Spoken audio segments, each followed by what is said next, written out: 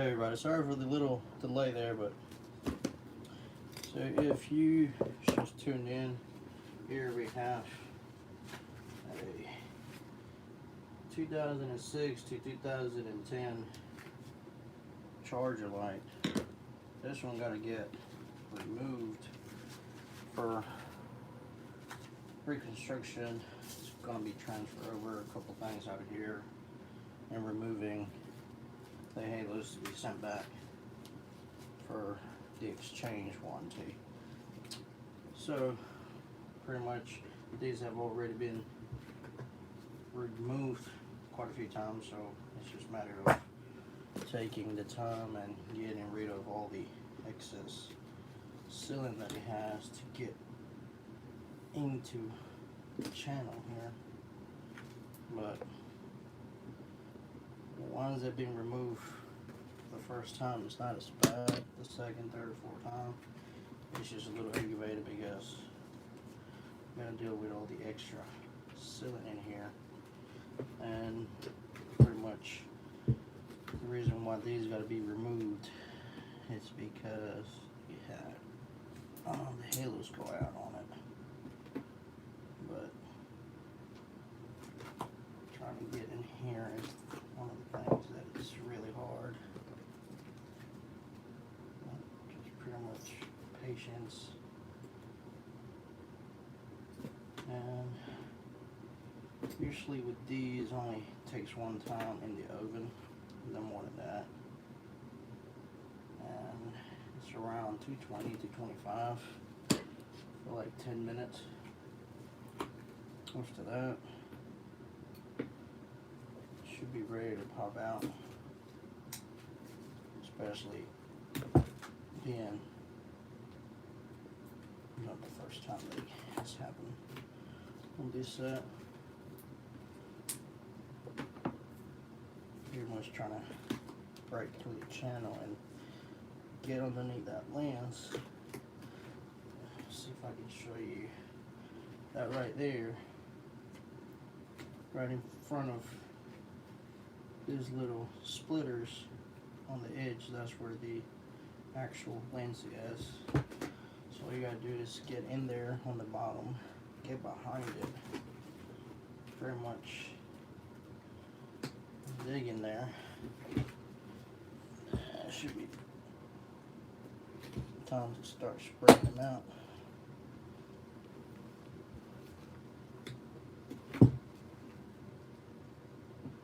There they go. They are open.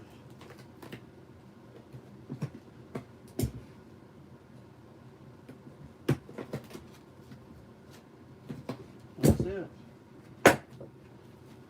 And just pull them apart like that. It's a little hot, not much really, because it's already trying to cool off.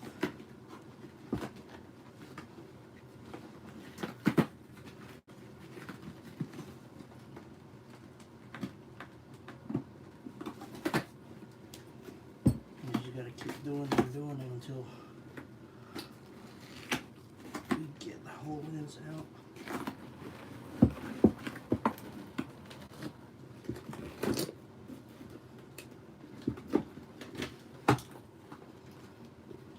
You want to get rid of all these excess sealant that comes apart. Don't let it touch your lens, because then it's a pain to get out of it,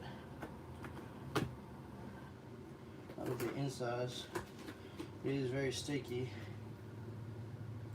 so that is one reason you try to avoid letting it get contact with the inside of it. As you can tell, look, there's the glove. That's how much of the sealant gets attached. But that's pretty much it on trying to remove a lens, whether it's OEM for the first time or you're trying to fix the halo that went bad or stuff like that. I mean, it's really not that hard. It's just, of course, it's going to be hard for your first time, but it's really not that hard once you start getting to do them more and more often. You just gotta have the right tools. Obviously, those spreaders that I use, they're old. They're about 4 years old. They're about to give out. But help a lot with trying to get in the channel right here. This is the channel right here, and it's really thick, and the lens is not as much the same thickness. It's a little thin, and usually flathead screws the channel very bad, worse than what I just did. I usually only do one corner or one little section, because I get in there and then spread that lens out of the channel, and then once I spread it like you saw, I didn't have to keep stabbing it at all. It just came out. So here we have this LED that is going to come out. Then we got to get behind the light, get the cables to come out. So these halos last a good amount. It's just when you start getting condensation, when you don't fix your channel. Like for instance, if I was able to reuse these headlights and put new halos in, I had to clean all these excess sealant off first. Two, this channel right here on the edge, I would have to fix it before I even get to put everything back apart. I mean back together when I take it apart.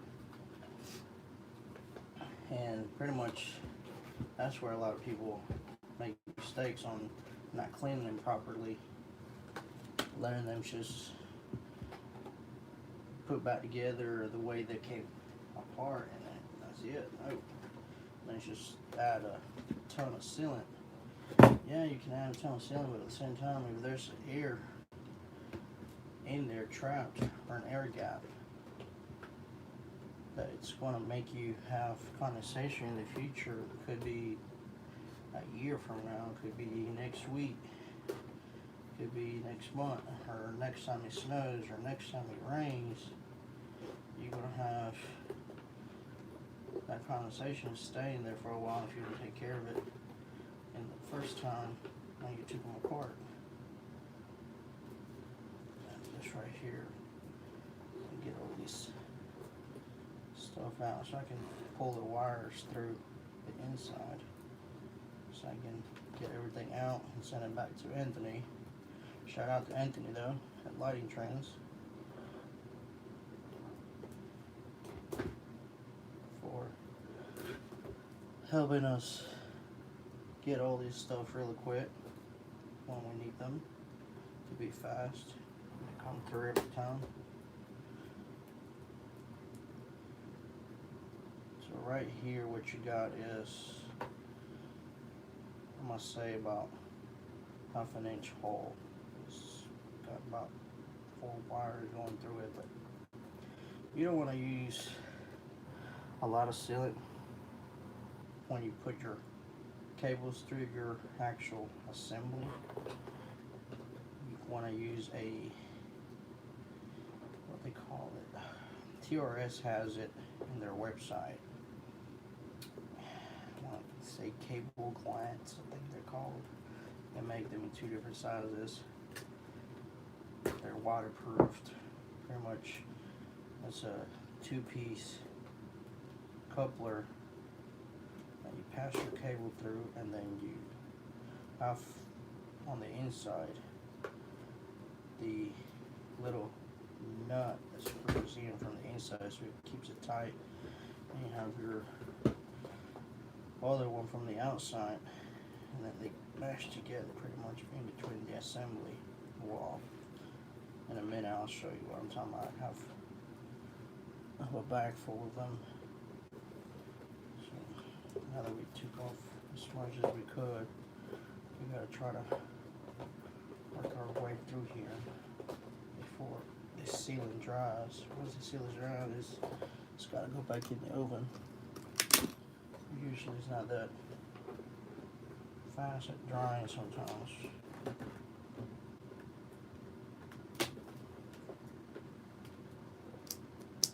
So we got 4 people watching this. What's going on, peeps? Y'all can comment. I can look at the chat if y'all want to start commenting on here. If y'all got any questions while I'm trying to get some of this sealant out of the way.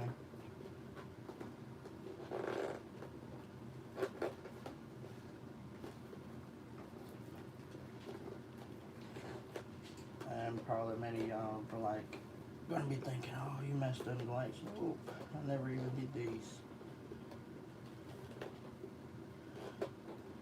I've only went back in on a set of headlights one time.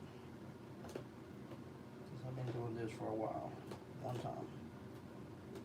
That was due to a kit that failed after a few months. Actually, no. Yeah, it's a couple months or so. Not even that long. Kit failed. And it was mainly because of the box that it had.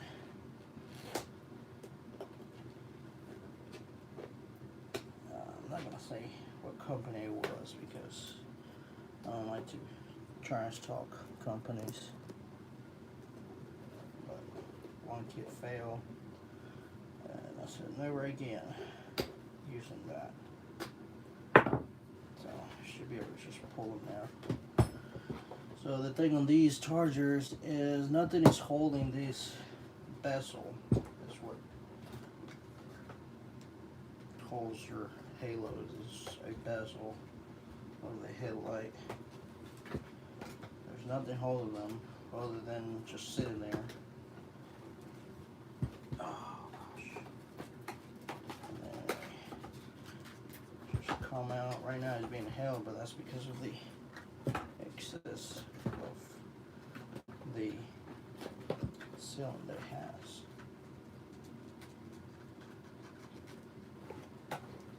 So now we just gotta get all these cables to come through. I'm gonna try doing one by one if I can. We'll start with this one. It's the main one that I need not to break.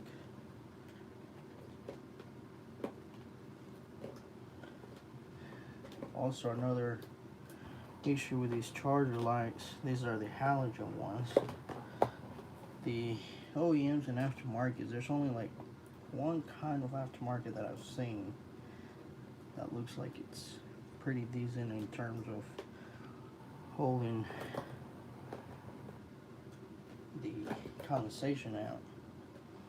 Is that these back housings right here where the caps go, as you can see, there's only rubber on the outside but nothing for the bulb inside.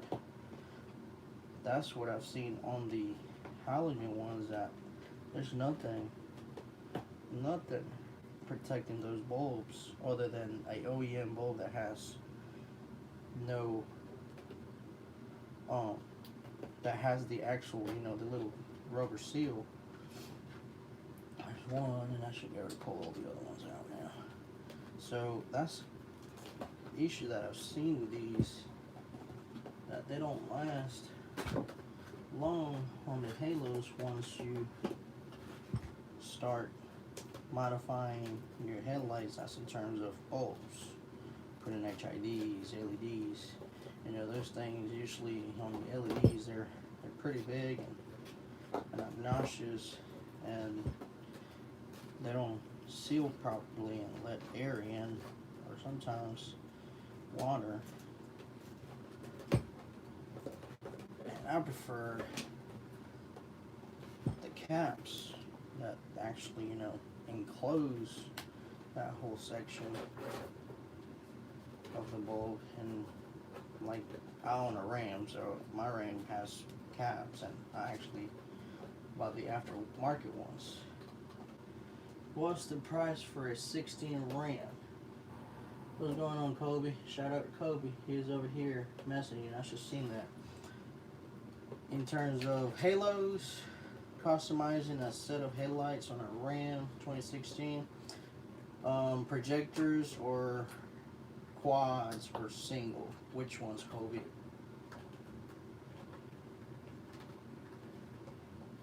You gotta be more specific there on which kind.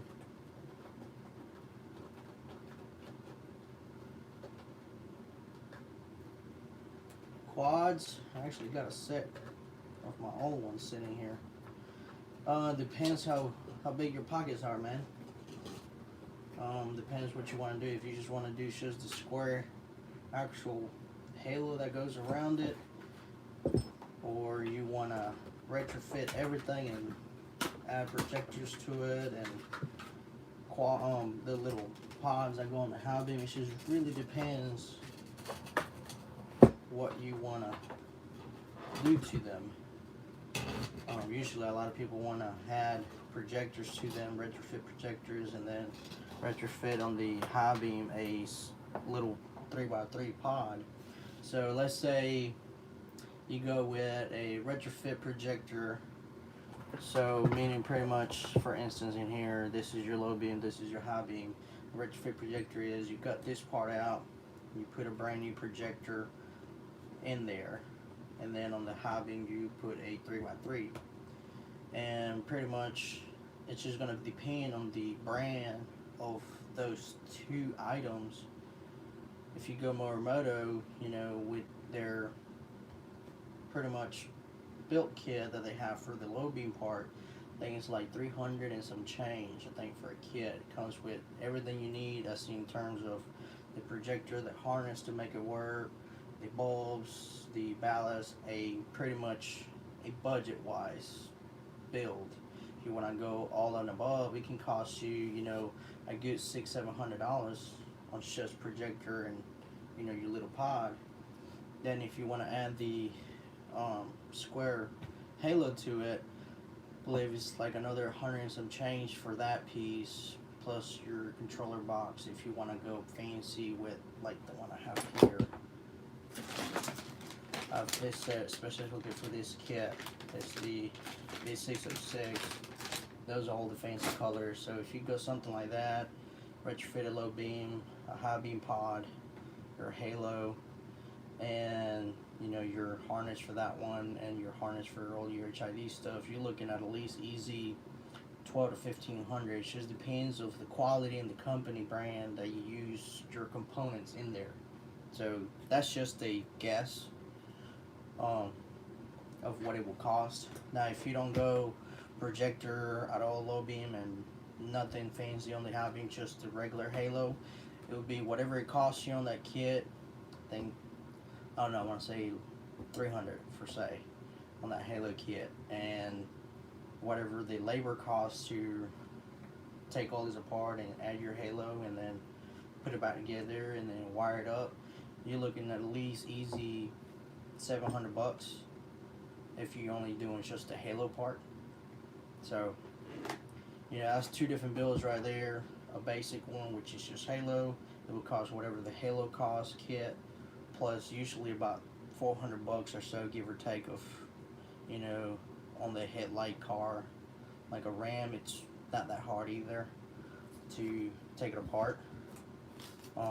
They all Mopars use the Permaseal rings at all, because they can, with over time and heat, that adhesion or glue will give out and fall out. And then you see in here, I've seen some at a show actually a couple years back. It was on a, what was that, a Dodge Magnum, and it actually had one of the rings just fall out on the lens. Like it literally was just sitting on the lens, and it was not even on there. It still worked, but it was just a little, it was a little hard to swallow to watch that car with that one halo, and it was only one halo was messed up, and it was just hanging there. I was trying not to stare when I was looking at that car at the car show. That is one reason I never glue them, because they're only held by 3M, and usually people like to add Gorilla Glue, 2-part epoxy that lasts for like 5-10 minutes in drying time, or 1 minute drying time, and all they do is just add it on the edge of the 3M and then just stick it on there, and as you can tell, I just pull it out with no problem. So if I can do that with my hands, imagine over time with the heat what it will do. It will just fall off. So usually I don't like to use any of that. I like to use the, what we call it in the retrofit world, I guess you will say, is the beading wire. Really, really thin, really small. It's not something you have to find it at a certain website or anything like that. You can go to your local Ace Hardware and find it. It's pretty much picture wire. The smallest, the better. That's in terms of the thickness. You can make a little 1/16 of a hole and put that beading wire through, and you're done. And usually, I'll show you here, which they actually had that on here. Yeah, they actually had it on the inside though. If you can see, you see the hole right there. Had one there, 2, 3. Had 3, but he had it on the inside. Let me grab that ring. I'm curious to why they didn't put it in. I think that's this ring. No, that's the other ring. So it looks like, yeah, it was the other ring. It looks like they were trying to put it in there. I don't think it can fit in the inside though. Yeah, it don't fit in the inside. Yeah, because you don't want to bend these at all. They're not that flexible. They're really rigid. You can a little bit, like, you know, move it up, down, or a little bit left and right, but not by much on the left or right. More like up and down. If you need to, like, have it in a certain spot where you don't have much room. But on these, they actually go on the actual face. This is a shroud. So on the actual face, you will pretty much go either, being that this is the top, you're looking at it from here. So you pretty much want to go, being this is the driver's side, nobody's going to see a hole right behind the halo right there.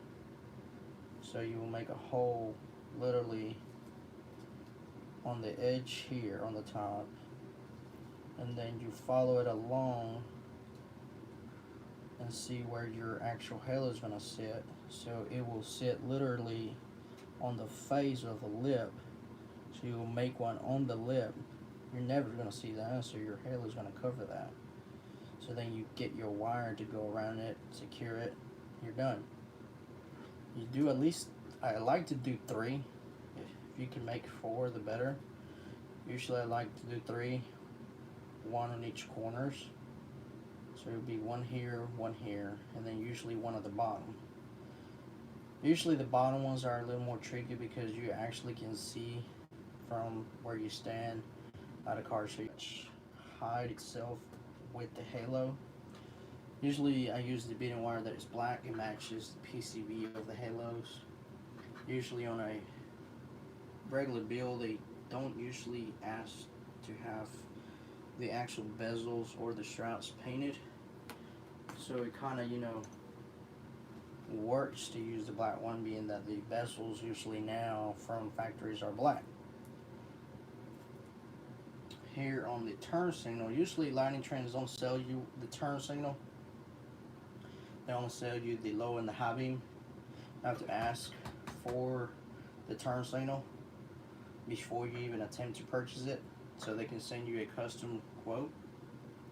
And it usually only comes standard with their standard harness. It works just fine. It's just the standard harness won't come with your turn signal or DRL capability. You have to pay extra for that. They have an upgraded version of the standard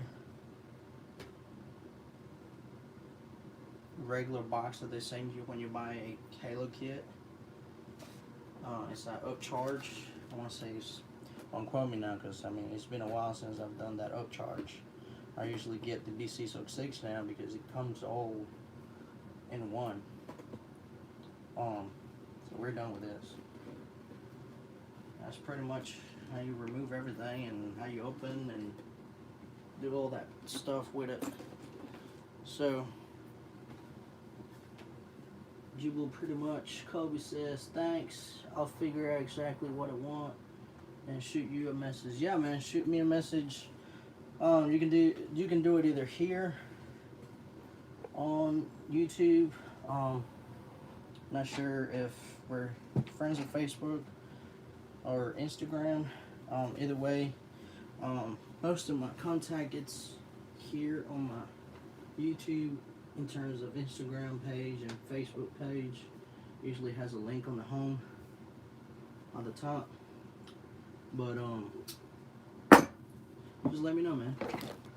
And so, like on this one, I'll show you what I'm talking about on the B606. Why I like using the most.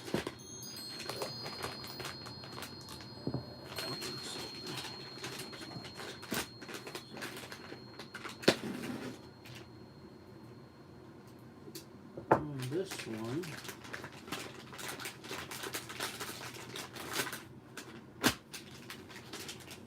if you'd like to see what it actually does, go down a couple videos on my YouTube. You'll see the Rebel with a kit like this, or even, I think it's the one before this one, you will see a Scat Pack with a kit like this. That Scat Pack was fun to do because I added a turn signal halo in it. It was pretty cool. I like the way it turned out. So his B606 is waterproofed. And here we have a turn signal and DRL. Usually, the longer cable is, you know, the opposite of where you're going to install it. Like, let's say you're installing this one on a Ram 410.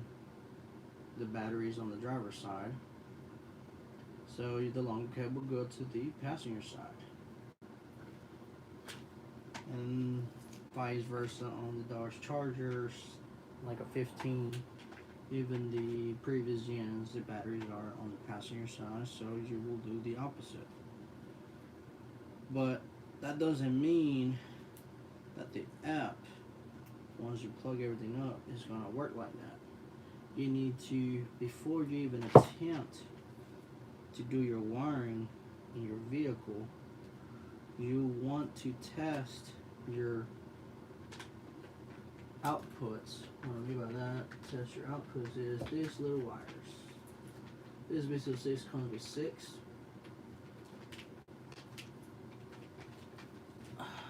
Usually the shortest ones go together and the longer ones go together. I tried that on the last build and it kind of sort of worked for all of them. It kind of didn't. I think one of them or two of them were not in the same family. What I mean family is 3 go to the driver, 3 go to the passenger. So in terms of your turn signals and the RLs, because if you go on the app, it'll actually have a section where it goes to settings and it says on the app, set DRL and turn signal. I wish it would let you click DRL and choose a different color other than just white, but it doesn't. It automatically sets automatic to white, and whatever you use for turn signal, let's say you have 6 halos total, 3 on one side, 3 on the other. You want only 2 of them to be your turn signals. So you have to find which of these 3 you want to be your family for your turn signal. Channel 1, I think it goes by even and odd numbers. So you got channel 1, 3, and 5, and then 2, 4, and 6. So it'll be 1, 3, and 5, and then 2, 4, and 6, for instance. I'm not saying that that's what these are, but you'll know once you start testing it. And the cool thing about this one is you can either choose just one or two. One channel, two channel, three channel, four channel, five channel. Each wire is a channel. So you can choose each individual one to be just your turn signal. You cannot mix match one and two per se to be your turn signal. No, it's already preset. Even numbers and odd numbers, one goes left, one goes right, and that's it.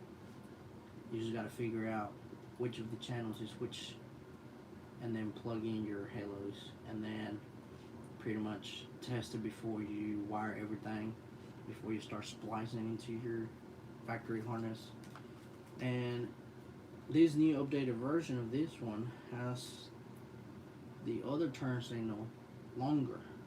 It used to not be this long. It used to be about almost about the same length as what the shortest one is. And usually I had to always get extra wire and just extend it. But anyways, this is a new one. It's pretty much better than what it was. They have come a long way with this one. The very first time I used it, I didn't know what the heck it was, what it was doing, how to even use it, because this is all it comes with. No how to plug this up. I mean, most of it is common sense, you plug everything up. But in terms of the app itself, like right here I have the little install guide. With some extra decals. But even the install guide doesn't even show anything about the app at all.